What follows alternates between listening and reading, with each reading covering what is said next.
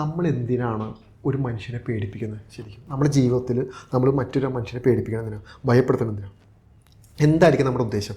കുഞ്ഞുങ്ങളാവട്ടെ വലിയൊരു ആരാവട്ടെ, നമ്മൾ പേടിപ്പിക്കാൻ എന്തിനായിരിക്കും?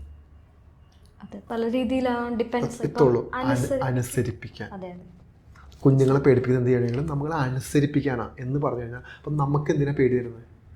നമ്മൾ അനുസരിക്കാൻ വേണ്ടിയിട്ട് ആണല്ലോ. ഈ ഭയം ജനറേറ്റ് ആയേ ഫിയറാണ് നിങ്ങളുടെ ശരീരത്തിൻ്റെ കൺട്രോൾ നഷ്ടപ്പെടാനുള്ള ഒരേ ഒരു ഊർജ്ജം. ഫിയർ ഇല്ലെങ്കിൽ നിങ്ങളുടെ ശരീരത്തിൻ്റെ കൺട്രോൾ നഷ്ടപ്പെടില്ല. നിങ്ങൾ എന്താണോ ചിന്തിക്കുന്നത് അതായിരിക്കും നിങ്ങളുടെ ശരീരം ചെയ്തുകൊണ്ടിരിക്കുന്നത്. ഫിയർ അടിച്ചോ, ഭയം ജനറേറ്റ് ആയോ, നിങ്ങളുടെ ശരീരത്തിൻ്റെ കൺട്രോൾ പതുക്കെ പോകാൻ തുടങ്ങും. നിങ്ങളുടെ ബ്രെയിൻ ഹാലൂസിനേറ്റഡ് ആവാൻ തുടങ്ങും. നിങ്ങൾ മറ്റു പല കാര്യങ്ങൾ കാണാൻ തുടങ്ങും. എന്ന് പറഞ്ഞു കഴിഞ്ഞാൽ കൂടിയ അളവിലുള്ള ഊർജ്ജ പ്രവാഹം നിങ്ങളുടെ ബ്രെയിനിലോട്ട് വരാൻ തുടങ്ങും. ഞാനിവിടെ നിന്നൊരു ഊർജ്ജത്തെ ഞാനൊരു കാര്യം ചിന്തിച്ചിട്ട് ഒരു ഊർജ്ജത്തെ രേഷ്മയുടെ ബ്രെയിനിലോട്ട് പമ്പ് ചെയ്താൽ രേഷ്മ ബ്രെയിൻ പതുക്കെ അത് സെൻസ് ചെയ്യാൻ തുടങ്ങും, മനസ്സിലാക്കാൻ തുടങ്ങും. ഓക്കെ എന്ന് പറഞ്ഞു കഴിഞ്ഞാൽ ഒരു നെഗറ്റീവായൊരു സോളിൻ്റെ എനർജി എന്ന് പറയുന്നത് വളരെ മൈന്യൂട്ട് എനർജിയാണ്. ഓക്കെ, ഈ സോളിന് ആക്റ്റീവ് ആവണമെങ്കിൽ രേഷ്മയുടെ ഉള്ളിലുള്ള മുഴുവൻ പോസിറ്റീവായ ഊർജ്ജം കൺവേർട്ട് ആവണം. ഞാനൊരു നെഗറ്റീവ് സോളാണ്, രേഷ്മനെ എനിക്ക് കൺട്രോൾ ചെയ്യണമെങ്കിൽ രേഷ്മയുടെ ശരീരത്തിലുള്ള മുഴുവൻ പോസിറ്റീവായ ഊർജ്ജം എന്നിലോട്ട് കൺവേർട്ട് ആവണമെങ്കിൽ രേഷ്മയ്ക്ക് ഫിയർ നൽകണം.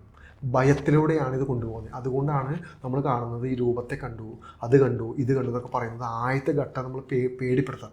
പേടിപ്പിച്ച് കഴിയുമ്പോൾ എന്ത് പറ്റുമെന്ന് പറഞ്ഞാൽ എന്നിലുണ്ടാകുന്ന, ഞാൻ നേരത്തെ പറഞ്ഞല്ലോ, ഈ നെഗറ്റീവ് സോളിൻ്റെ എനർജി വളരെ വീക്ക് എനർജിയാണ്, ചെറിയ എനർജിയാണ്. ഈ എനർജിയുടെ ഫ്രീക്വൻസി കൂടാൻ തുടങ്ങും. രേഷ്മയുടെ പോസിറ്റിവിറ്റി മുഴുവൻ എന്നോട്ട് വരാൻ തുടങ്ങും. കാരണം രാത്രി സമയത്ത് പേടിയായി തുടങ്ങി. ആരോടും പറയാൻ പറ്റുന്നില്ല, ആരോടും സംസാരിക്കാൻ പറ്റുന്നില്ല. പള്ളിയിലും അമ്പലത്തിൽ പോകാത്ത ഒരാളാണ്, ഒന്നും ചെയ്യാൻ പറ്റുന്നില്ല.